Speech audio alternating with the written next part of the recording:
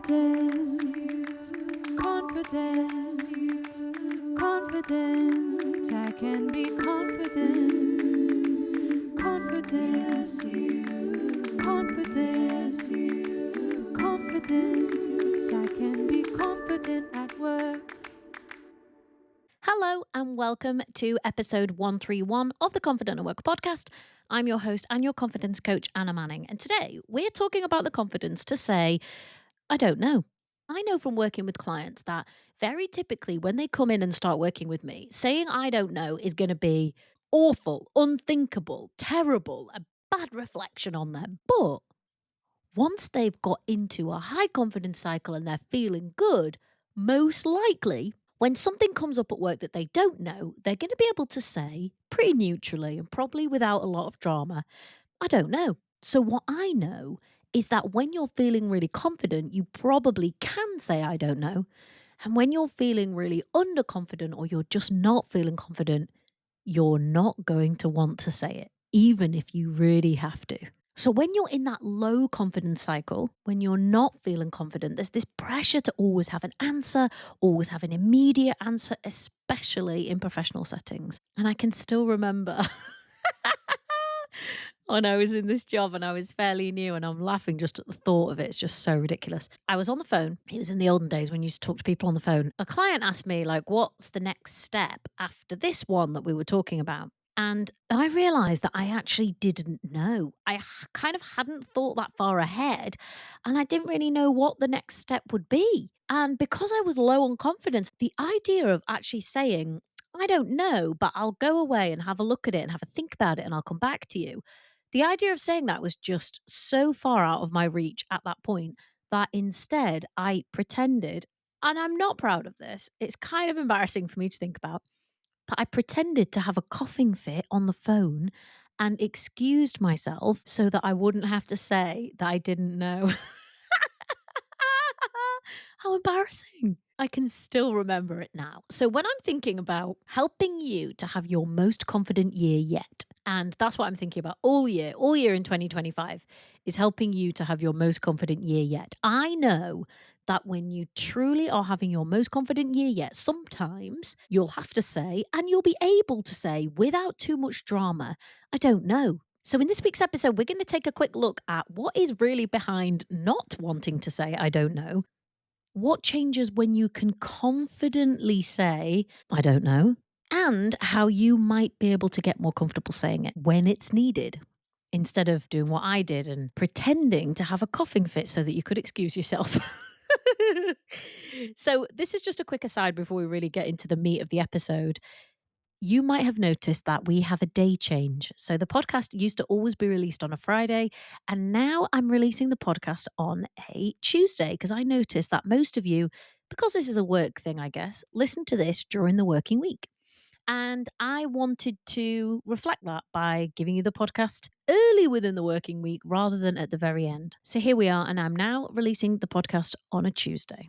Mark your calendars. So let's get into it. What's really behind not wanting to say, I don't know? When we look at my example there, my fear was of being judged as being incompetent or underprepared. I thought I definitely should know what was coming next. I definitely should have thought that far ahead. In my head, it was like, I should have thought 20 steps ahead and be able to explain them all in perfect detail to this client about what we're going to do, even though we've got no idea what the other party to the litigation was going to do, which may have changed the plan. But I had this fear that I was actually incompetent and that I actually wasn't appropriately prepared. And so when a client asked me a question, what's going to happen on X date? I thought, well, I'm incompetent and I'm not prepared. And that's why I don't know. And you might resonate with this. If you have that fear, that internal fear of, being incompetent or of being, found out. People talk about imposter syndrome. Well, if you think, oh God, actually, I'm going to be found out. Like my clients are going to find me out. My boss is going to find me out. My team is going to find me out. The person who hired me is going to find me out. And they're all going to know that I was never really good enough for this job and I've been faking it this whole time. Then when the moment comes that actually you don't know the answer, that's going to feel like a justification of everything that you've secretly been thinking all along. which is that you always, in fact, were something of an incompetent fraud who never should have been hired. Now, obviously, just because you don't know one little thing does not make you into an incompetent fraud who shouldn't have been hired. But if that's your preliminary model of the world, if that's your way of thinking, that the truth is you're actually a bit of a fraud, and one day everybody's going to find out, the moment when you don't know is going to feel like the moment's finally arrived where they're all going to find out I don't know what I'm talking about. The other thing that can be behind it is the fear of judgment from colleagues, from bosses, from clients. And in that moment, it's like as fast as lightning, you can put into their heads thoughts that they may not even have in their heads, but you think they do. So you might imagine, if I don't know the answer to this client is going to think that I'm rubbish at my job, or my boss is going to think that I'm rubbish at my job. I'm like beaming these thoughts into their brain at this point and then imagining that they think them about me. Well, the truth is, I don't know what they're thinking. I can't know what they're thinking, but this may give me a clue that I might be thinking those things, which leads me on to the next thing. Maybe this I can't say I don't know uncovers a deeper fear, a deeper belief that you should know everything all the time and immediately. Maybe you really believe that somewhere in your mind that says you should know everything all the time, immediately. And if you don't, you're an incompetent fraud. You're not good enough. You're rubbish. You shouldn't be here. And when that's our model of the world, that we should know everything all the time and immediately, the moment where you don't, and it's time to say, I don't know, becomes a very bad moment, a very stark moment, because you're going against what you think you know to be true, that you should know everything all the time and immediately. And that brings us on to the next thing, which is that you may associate that with failure, not being good enough, not being worthy. If I don't know, it means I'm a failure. If I don't know, it means I'm not worthy. If I don't know, it means I'm not good enough. If I don't know, it means that I shouldn't be here. Imagine anyone who was thinking any one of those things. They're really not going to want to not know, because if they really don't know and they're believing those things, it makes them a failure. It makes them not good enough. It means that they shouldn't, in fact, be here. And who wants to feel like that on a Tuesday morning? No one. And to end this list of what's really behind not wanting to say, I don't know, is generally if you're just stuck in a low confidence cycle. And if you don't know what I'm talking about, head to the show notes, take the confident assessment, find out if you're in a low confidence cycle. Because when you are, saying you don't know is going to be very difficult and probably quite painful. You're already feeling low on confidence. And when you're in a low confidence cycle, you're going to be criticizing yourself for the fact that you don't know. You're going to be doubting your expertise and your experience on the basis that you don't know. You're going to have extremely high standards that probably say you should know everything all the time and you don't. And then you're going to zero in on that one negative, that one thing that you didn't know, and ignore all the positives and the strength of your expertise and your experience and all the things that you do know.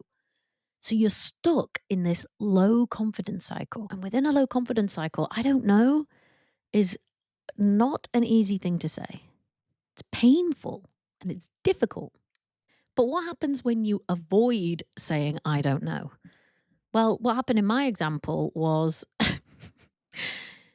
I had a coughing fit and then had to go and try and find out and then go back to the client. But what was that? Bluffing, I guess you could call mine, to cover the gap. The other thing that happens is that when it's not acceptable to you to be able to say, I don't know, you're going to spend so much time over preparing in order to avoid being caught out. Every meeting, every interaction could be like a trap that you're walking into. In order to cover yourself from any I don't know moments, you're really going to have to figure out everything ahead of time, every possible permeation, every possible thing they could ask you, every scenario. That is going to lead to a lot of over preparing, probably a lot of time wasting, and probably quite a lot of fretting. And sometimes you might be able to do that. Sometimes you might be able to overthink, over prepare everything and cover every eventuality just to avoid being caught out in the I don't know moment. But sometimes you're not going to be able to do that. I've coached quite a few clients where their nemesis has been the Q&A at the end of a training session or a presentation or even in an interview, right? Because in the Q&A, you don't really know what they're going to ask you. They could be some side stuff. They could really ask you anything. And suddenly you're going to have to swallow 30 textbooks and prepare for 3 days straight in order to cover every single moment so that you know every single thing. And even then, you're probably going to be feeling pretty stressed about the whole experience. You may also feel drained from the pressure of pretending to have all the answers all of the time, even when you don't. Because who does? And how could you, in fact? When there's new scenarios, there's new things that you've never done before, there's things you've never seen before. It doesn't mean on the basis of your experience and your expertise, you can't work through those things. The reality is that you probably can and you probably will. But all of those things are going to be more stressful to you when you think you should have all of the answers and immediately. Novel situations, really difficult. New clients, really difficult. Branching out into new areas, really difficult. Doing new work, really difficult. So you may actually miss opportunities to learn because you can't not know. And growth probably requires an element of not knowing because if all you're ever doing is everything you already know, yeah, you may be strengthening existing expertise, but you're probably not very far outside your comfort zone. And if I know the people who listen to this podcast, despite the fact that I know you're people who would really rather know everything, you're also the people who enjoy putting themselves out of their comfort zone, enjoy a challenge, enjoy something new, and will soon get bored if you don't have anything. And yet, the mindset that you have around not being able to say, I don't know, can have you in those situations where you're out of your comfort zone, where you are growing, where you are learning, where it is a challenge, feeling totally terrified.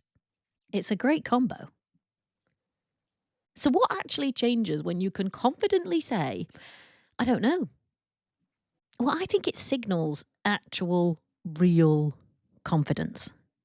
Because when you can say, I don't know, and be okay with it, you are trusting that you're still competent even when you don't have every answer. You're still competent even when you don't have every answer. And I think that really creates credibility. People respect that honest, confident answer. And maybe they trust you more than if you somehow bullshit them or pretend to have a coughing fit like I did. It can also shift your mindset a bit. So instead of not knowing being a awful, terrible situation, which means the whole world's going to collapse, it means could be curious, could ask some questions, could find out, could be something interesting in there. Who knows? Good opportunity to learn something. Maybe useful for the next time somebody asks you. When you can confidently say, I don't know. And maybe it's followed with, but I will find out for you, or somebody will. We'll figure it out. When you can confidently say that, you're trusting that you're competent, even when you don't know. You are credible because you're honest and you're really seeing not knowing as an opportunity to find something out, learn something, confirm something. That's all it means. It doesn't mean anything about you and your competence and your ability and whether or not you should be in the job or whether you're violating a law of the universe by not knowing everything all of the time and immediately. Doesn't mean any of that. Just means you don't know. And there's an opportunity for you to find out and that you're still competent and confident. I talked about the low confidence cycle earlier, but trust me, when you're in a high confidence cycle, you can say, I don't know, and not make it mean anything about you whatsoever, other than that you just don't know. And that's the end of that story. It doesn't mean you don't find out, it doesn't mean that you don't go away and look at something, but that's all that's going to happen. There's no associated drama. There's no associated rumination. There's no associated going down the rabbit hole about what everybody thinks about you and whether you should even be here. So here's how I want you to think about I don't know. Here's how I think you can get a bit more comfortable saying it. Here's one reframe. People who can comfortably say I don't know, that is a sign of their ultimate self-assuredness. Very confident people can say, I don't know, and still feel fine with themselves. And what do you know? You will notice that other people around them seem to feel fine with that too. So what if it's the ultimate mark of self-assurance rather than a mark of flawed weakness? I wonder if you could practice in small moments that feel really low risk and just see what happens. Try saying, I don't know, in a team meeting or with somebody internal or with a colleague. You may not want to go in with the big guns, but see what happens when you say it in a lower stakes situation. You could also try doing what I do, because I'm a coach, right? So I'm not supposed to know. I'm in this great position where you're the expert on your life. I don't know, but I am here to ask you questions. And I found that can be a really good way to go. So someone's asking you a question, someone's asking you and you think, I don't know. Very often, I'm going to want to know, why are you asking me that? So you might follow up with that from their question with, what's your perspective? Or that's a really interesting question. What makes you ask that? Or what's your concern here?